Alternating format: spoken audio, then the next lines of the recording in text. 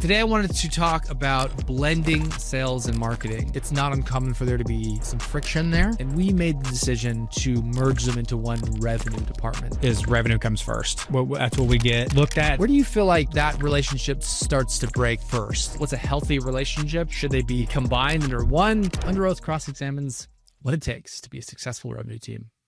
Let's welcome back the defense. First and foremost, SVP of Revenue at Rankings, it's Zach Ramey. Welcome, Zach. Our fearless other leader, Cole Castleberry, VP of Sales at Rankings, and yours truly, Scot Knudson, the Director of Sales Enablement here at Rankings. Gentlemen, before we get started, today we have a great topic. I just want to quickly, anything to bring to the bench before we get started, get it out of our systems. Zach, I think it is on you to bring something to the bench today. I believe it is on me this time. Is there a superior place to get a fountain drink? Ooh. This could be controversial as well, though. Yeah, because I feel like I know my answer is very cut and dry. Yeah, I think most people, the right answer I think would be McDonald's. Mm-hmm. I think there's been a good amount of research to back that up. However, I will say that there should be one gas station in every region that has like the best selection. And sometimes it's not just about the quality, right? Like, yeah, I want to get from something specific. It's a Diet Coke or a Diet Dr. Pepper, whatever. Mm-hmm. McDonald's is the right call. But sometimes, I want to be able to go to that machine that's got 55 flavors and really, experiment. So I do think there's warranted like finding the right one gas station.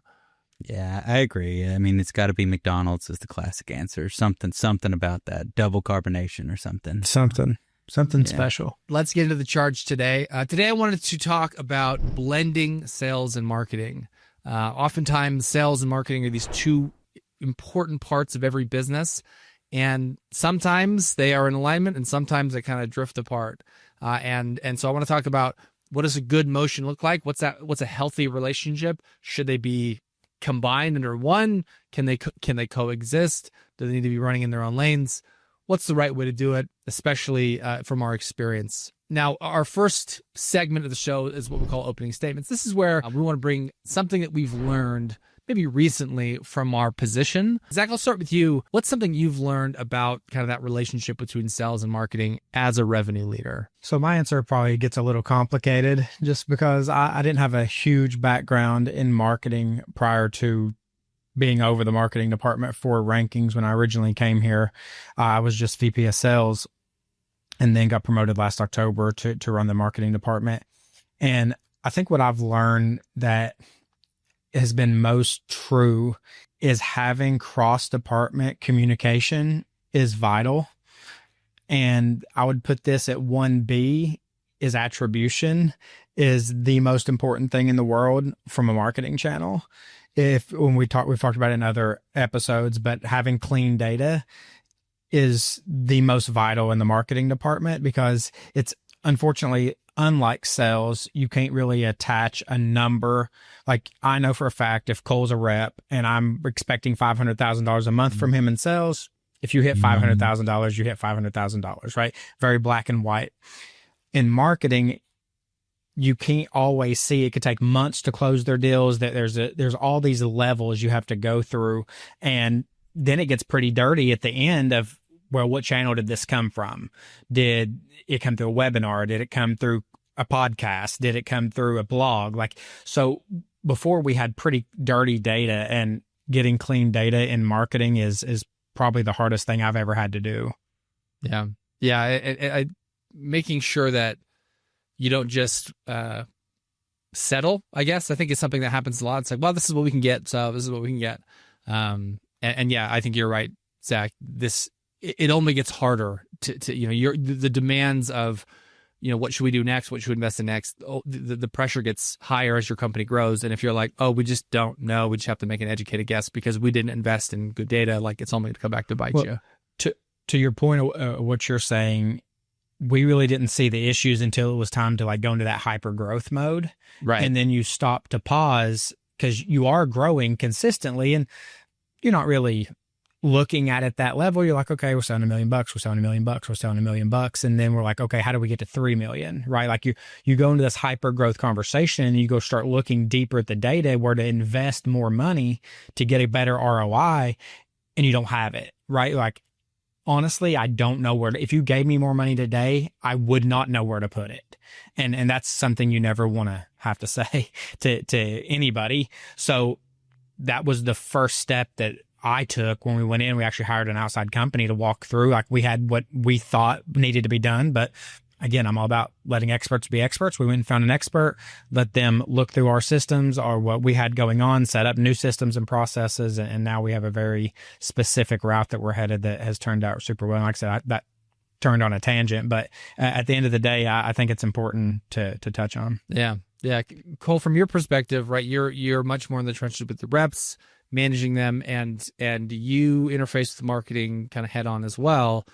In your position, VP of sales, what's something that you've learned about that relationship? Yeah, I think the first thing that sales folks think about marketing is leads, right? Marketing brings me leads, and that's how I close. But I always think about the perception that marketing helps us win every day, which is our brand, right? And that face that's out there.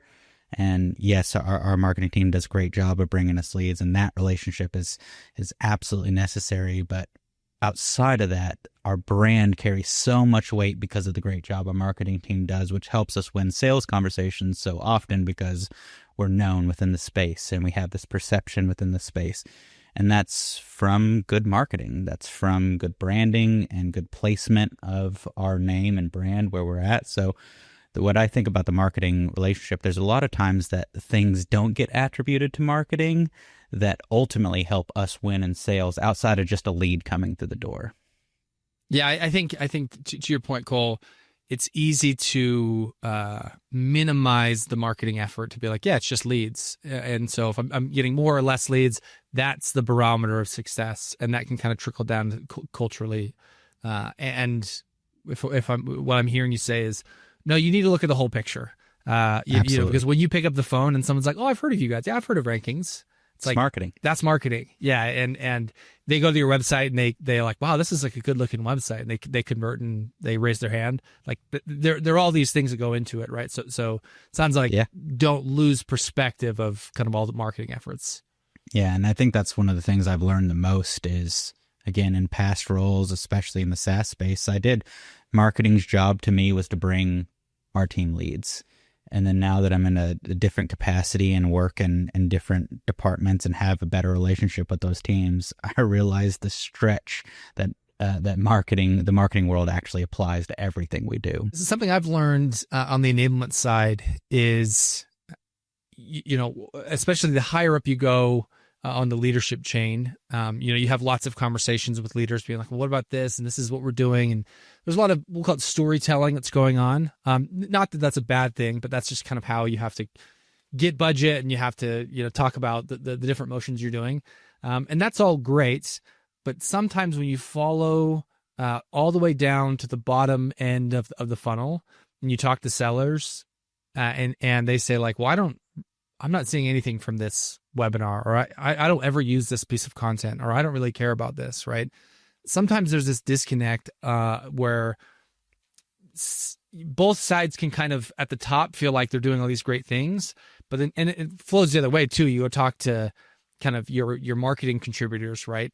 And they're like, sellers aren't using any of the stuff that we've built. They're not referencing any of the copy that we wrote, right? And so you kind of have at the top what appears to be it's this nice relationship, but actually your individual contributors on either side are really far removed from kind of what's actually happening. And so something I've learned, at least in my capacity in enablement, is to really understand both of those voices. And this is where I think enablement is actually really valuable, is I can step up and provide that context. Hey, I've been listening to the sellers, and it kind of sounds like they're not taking advantage of this. And I've tried to understand why and hear the reasons why. And then marketing can take that feedback. Sometimes it doesn't bubble up exactly up to like their direct manager and up to, maybe someone like Cole. He's got all these other priorities, right? And whereas enablement can kind of look for those gaps, look for like, how come we're not using this? Why is this getting stale? And then vice versa. marketing can really feel like, hey, we put on this great webinar. Hey, we did this. And the leads they come 2 weeks later. And it's like, well, this isn't really helpful for us. And it's like, oh, well, we didn't realize how important it was to have immediacy, to reach out to these leads or whatever, right? And so really understanding kind of what the individual contributors are, and then from an enablement side, looking for processes and ways to fix that, I think is a really healthy way to ensure both those things, not only at the top, but also kind of at the bottom, also stay hitched together. Yep, absolutely. Okay, so now we're going to move into what we call our cross-examination. This is where we take the topic, we just dive a little bit deeper into it, and I kind of pepper Zach and Cole with a few more pointed questions around the topic of sales and marketing, in this case, merging them together. Zach, I want to talk about rankings specifically here for a minute, because we did make a specific change. They were kind of operating in two different departments, and we made the decision to merge them into one revenue department. Walk me through a little bit about what kind of prompted that change, and what have you seen as a result from that change? Yeah, I think that we'll need to get Chris on here at some point to get his input on what started the change, because I probably can't speak to that as well. I just know that it was brought up originally, and we walked through of what a vision for me would look like if I took over both of those, and I think me and Chris align pretty well. And for me, I think where me and Chris do see super eye to eye on things, especially back then, and because everybody's aligned on this nowadays, is revenue comes first, right? That's what we get looked at. It's what we get judged on. We can have the most beautiful content in the world, but if it doesn't produce money, it's pointless at the end of the day, from a business owner perspective. Don't get me wrong. I love some good looking stuff. I love the aesthetics of things, but it's about the ROI. So whenever I took over the marketing department, it kind of goes back to what I was saying in the beginning, is how can we attribute things? Like, where can we take the money we're spending and get every drop of what it's worth out of it, right? Like, if we're spending $100,000 a month to get leads, let's make sure before we start throwing more money around that we're spending every dollar where it matters, and we're getting the best ROI possible on that 100,000 if we're going to spend another 100,000, right? Or before we start doing some, testing or A/B testing or whatever it may be. So when we first took it over, like I alluded to, we hired an outsourced marketing company, kind of got our thoughts confirmed on where we wanted to head and what we were looking at, got some new systems, new processes in place. I think the biggest thing that we did was add a demand generation department to our marketing team, which I would say has been our biggest success yet for what we've done. That team is up to 5 or 6 now, very dedicated experts running their lanes, making us better. And then we took Randy, who is our senior director of brand, and put him in the brand department, and he runs that. And I think that was a huge shift for our company as well, because Randy is unbelievable at what he does with brand, and really changed kind of the company from where we were to where we're going. And we're super excited to share the things that are coming, obviously, for rankings. But it's, Scott, I guess back to your question, overall, it's been just, I think, lining people up in the departments where they succeed the most. And what I probably didn't know in the beginning is how many arms it takes to run a successful marketing department, right? You need brand, you need demand generation, you need these very specific departments inside the overall department, which I think makes revenue department so beautiful. Is we talked about this on one of the last couple episodes, is we have a lot of leaders and contributors that get on each other's meetings, right? And I think that's what makes our revenue department so special, is to the point you just made a minute ago. People get upset, like, I made this and you're not utilizing it, or whatever it may be. Here, people understand why decisions are being made and why things are or are not being utilized. And they get to see how hard a Cole is working, how hard a Scott's working, how hard a Randy's working. And it's not that we don't want to use something that you did specifically. It just doesn't work the best today for what we're doing. And at least that person can see that their hard work didn't go to waste, that we're just not going to use it today. On the next project, it'll be your turn, right? But that also gives everybody clarity on like where we're headed as a company and what we're all running towards. Yeah, I think to use an analogy that I understand more, again, on the enablement side, oftentimes one of the strengths of enablement is, you can go to a sales leadership team and say, hey, look, Cole, as a sales leader, not only are you driving revenue, but you're also doing the onboarding, you're doing the training, you're helping you build out the processes, you're doing all these other things on top of your kind of core responsibilities. And so you're stretched really thin. So Enablement can come in and can say, hey, let me focus on all this other stuff so you can focus on driving revenue, because that's what you're the best at, right? I imagine marketing leaders, you kind of alluded to this, Zach, where maybe you have somebody who's really good at brand, but they also have been tasked to drive leads. It's like, well, I have to do both, but I'm only really great at one of those things. And what it sounds like you're saying, Zach, is it's in your best interest to say, hey, look, instead of trying to have two wolves fighting inside of you, let me just slot you in the position that you're best at. And then in your case, Zach, you're like, hey, look, I'm great at driving revenue. Let me see everything through that lens. And then as you build things, great, I can make sure that I package it and I can see the end from the beginning, as opposed to having you try and figure it out, because that's not maybe your forte or your primary strength. And I think you can take it a step further. We're very blessed here that we get to be in a position to do what we love and in the roles that we're in. But even you can be great at two things, but have a love for one of them, sure, right? Which makes the love excel more. Yeah. You can be just as good in the case you just brought, talking about brand and driving leads. You can be exceptional at both of those, but if your first love is driving leads, then I'm just naturally going to put more into driving leads. So I know my goal as a leader at Rankings is to put people in the lanes that they are the most passionate about, where they excel the most. And typically that person is going to deliver like 3 or 4 people, just because the word we talk about quite often is it's an obsession. Yeah. Cole, I would ask you this, sales and marketing, it's not uncommon for there to be some friction there. We've probably all experienced it in one form or another. Where do you feel like that relationship starts to break first? Like what tends to be kind of the first couple signs of like that relationship souring a little bit? Like what have you seen as a leader where you've seen the relationship start to crumble a little bit, where you figure, I got to fix something here? There's a couple points. The first two that come to my mind is first on communication. And we've alluded to this on a lot of calls.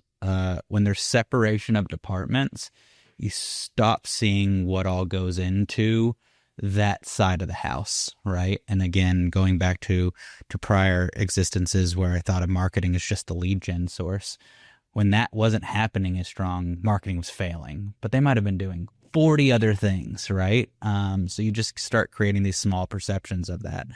The other side is dependency. If your team is solely dependent on one source, if we were solely dependent on marketing, the moment there's a lull, friction starts.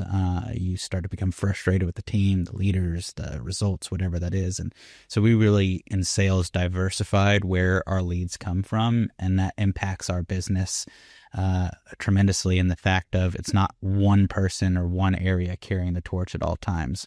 We are dependent on marketing, but not solely dependent on marketing. We also have an outbound team. We also have a referral source. We also have client referrals. We also have networking, right? We've really diversified our lead sources.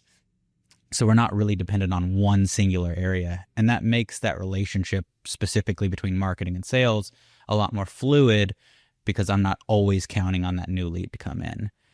Now, trust me, I want those inbound leads every day, all day, but it's not the only source that we're counting on. So that really helps smooth any type of relationship there. So first one is communication. The second one is just dependency. If you're dependent on one area, frictions are going to arise much quicker than they would diversifying yourself. Yeah, that's an interesting point. I think it's easy to, again, really simplify it and be like, you give us leads. If you're not giving us leads, you're failing, and we get upset about that, right? Yep. and sometimes it's hard to contextualize. But I like your point about dependency there, where it's like, look, if you have that relationship, or like you live and die by how many inbound leads you have, that's a problem. And as sales leaders, you should be talking about that. I mean, like, okay, what does our channel look like?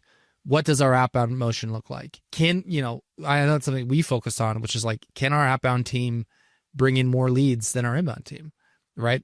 And another one that I really love is, do our AEs know the difference between an inbound and an outbound lead, right? Absolutely. And the moment one starts taking the torch, it's then the mindset switch. Can the other one outpace this one, right? And then there's this internal competition, but then it's not dependency in one area.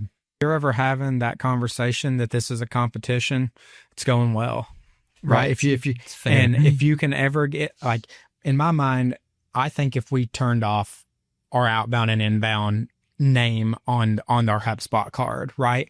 The game for me would be right now, our AEs would not be able to tell us the difference. If that was not there in black and white where this came from, and it's been that way probably for a year now, is they could not tell us, and we knew we'd hit it. We had one AE come to us last, I want to say March or April, and said, "Can I get some more outbound sets?" And we was like, "We're on to something." Yeah. And that, again, to your point, Cole, that has nothing to do with the marketing team. That has all to do with coaching. That has all to do with the leads that they're calling on, the lists that they're calling on, the approach, all these things, right? That's a sales controllable field. And that eliminates that stress and the dependency on, hey, we got to get more inbound leads. Hey, I know you maxed your PPC budget, but like spend some more money or whatever, right? It gives them more time to invest in like better resources, better videos. I know, Zach, that's something that you've done. It's said, hey, look, we can, in some cases, we need a quick win. But in other cases, like, yeah, you want to go and spend a little bit more on the longer video campaign that's gonna stick with us forever. It's going to turn to a case study. It's going to turn to all these other things, right? And you're able to play that long game a little bit more. When you have the freedom to do that, you let marketing flourish, right? But if it's like, I need a lead, like what's going on, right? Like they're not able to actually flourish. And that's where that breaks down. I think that's something you can add into Cole's point about dependency and being looked at, because if you're only looking at marketing as a lead generator, then it's only about what you brought me today, right? If you are succeeding in bringing in money, no matter whether it's from outbound or inbound or whatever it may be, and because Scott, what you just talked about, these long form content things that are typically 6 to 12 months out from producing are way more fun in the moment to talk about because it's creative, right? It's visually appealing. It's these grand projects. So now, rather than be concerned about these leads that are coming in from a today standpoint, I'm selling you a vision of next year of, look at this video we're putting together and we're casting for, and like, now people are super excited about marketing things that a lot of people don't normally get to see. You just get to see the finished product. And now people are walking through, this road with us of building this out for 6 to 12 months or 2 years out. Now it's becoming a full cycle. It's a full ecosystem rather than you're just a lead generator for me. Yeah. Love that. All right, I want to move into our objection part of the show. This is where we take a modern convention or an idea that maybe is assumed to be true or a lot of people think might be true, some sort of status quo, and we object to it. I'll start us off here. This is one I see really often, which is let marketing focus on their goals and let sales focus on their goals. And I just think that's a really dangerous mindset to have. Everyone has experienced this where marketing hits their pipeline goals and sales misses their number. And it's like, okay, well, they shouldn't be having like a party celebrating all this pipeline they generated if we're not hitting our number, right? And that, I think, can fuel into that animosity. It's great when marketing is able to say like, hey, we generated more leads. That's great, but their North Star of goals should be, to your point, Zach, a revenue goal. If we're missing on revenue, that means we didn't build enough pipeline 60 days ago or whatever your average time to close is, right? And that's a failure, right? And so I think, yes, they are going to have their own goals, but if the minute they turn their heads away from each other and say like, hey, well, we did our part, that's on you guys to, I feel like that's such a toxic way of thinking, and it ends up eroding those two departments and eroding that relationship. I think there should be, whether you're combined or you're two separate and you have just good synergy or, communication, you should have a shared goal that really ultimately dictates your success. And it should be something like revenue, dollars brought in the door. And yeah, sometimes marketing might lead that one month and sometimes sales might lead that the other month, but you should be able to both agree on like, yes, this is what demonstrates success in both of our departments. Zach, I'll move to you, in the, whether it's any aspect of the sales and marketing relationship, there are a lot of things that I think people just assume to be true. What's something that you would object to when it comes to the relationship between sales and marketing?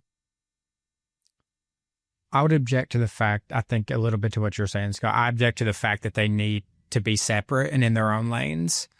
I think that you should have that cross communication at all times.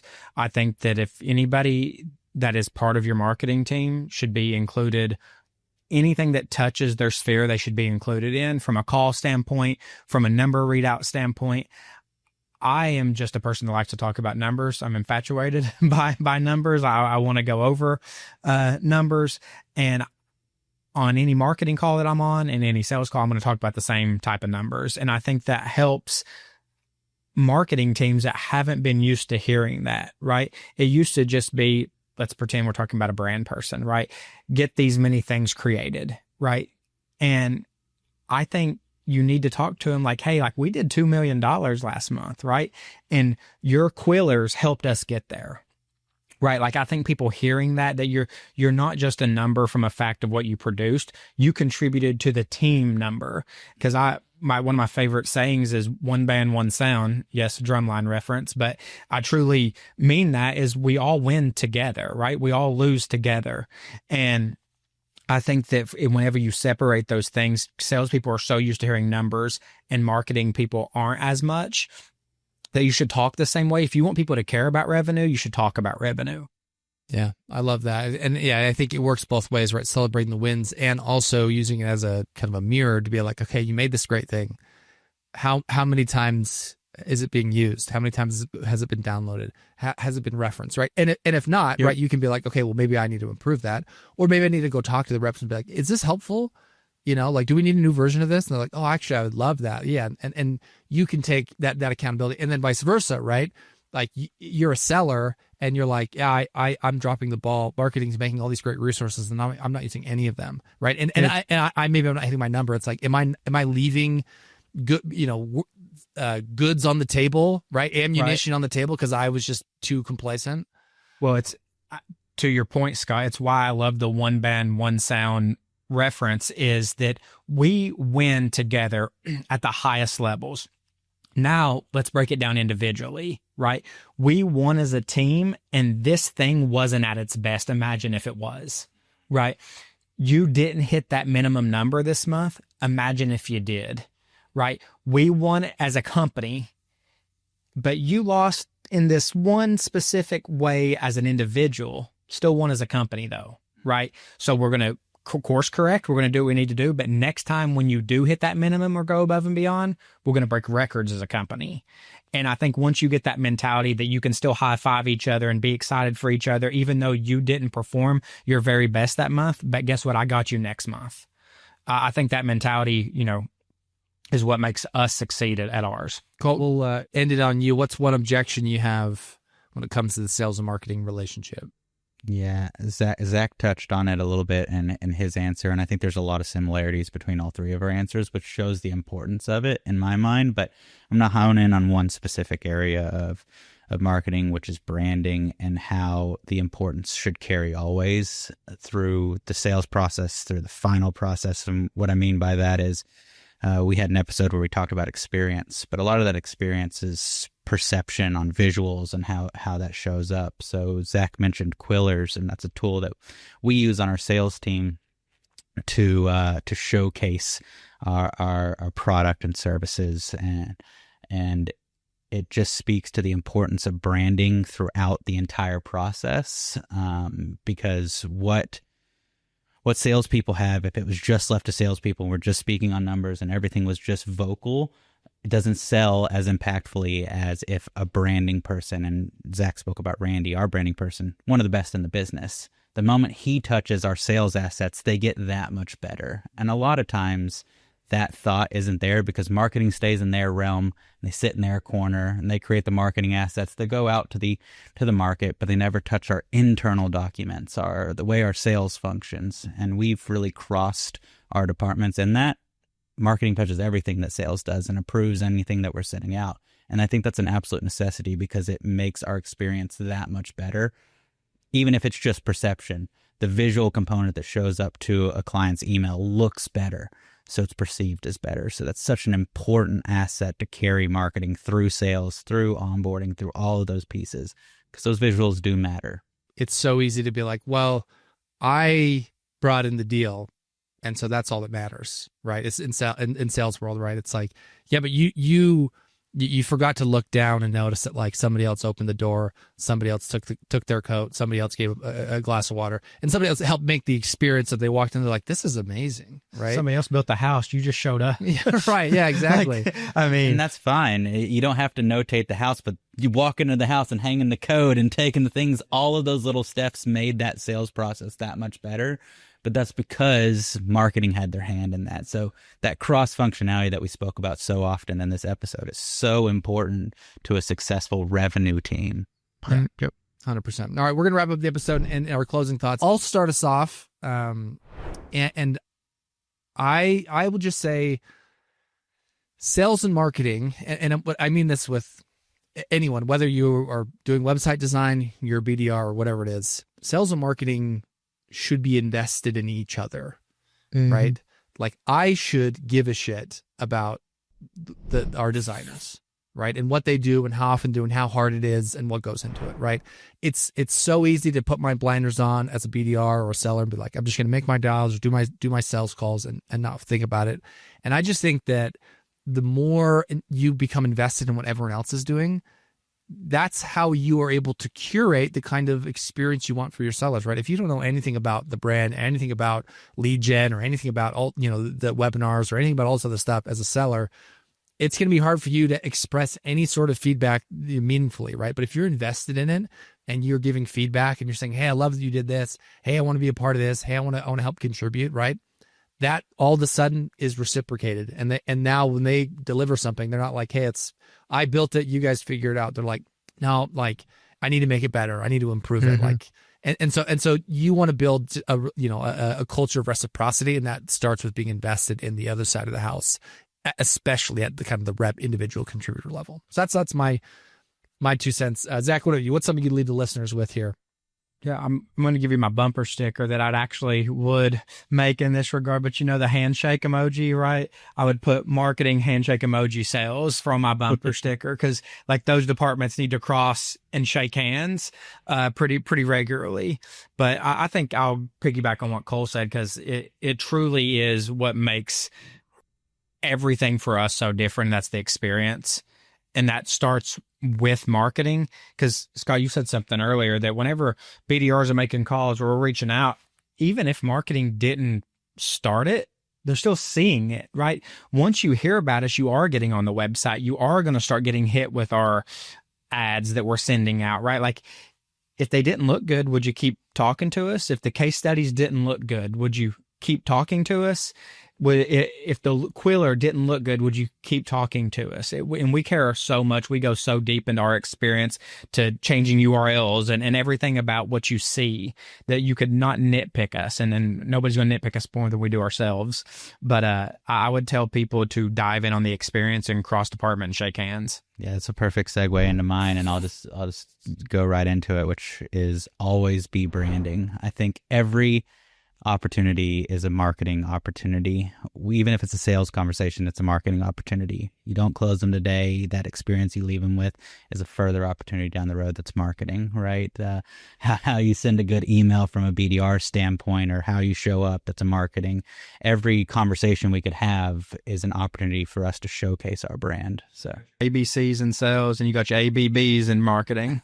Always be branding, baby. That's right. And to the listeners, just note that, these last couple points here, think of how much, Cole and Zach especially, like these are sales leaders, right? These are guys who are in the trenches with sales day in and day out. And their advice is be aware of brand, be aware of the marketing side, take thought into that side of the business. Don't fall into this trap of like, yeah, but I'm the one who sells it. I'm the one who brings in the signatures. It's like, yes, that's an important to execute is important, but like the bounce and the set is just as important for the spike, right?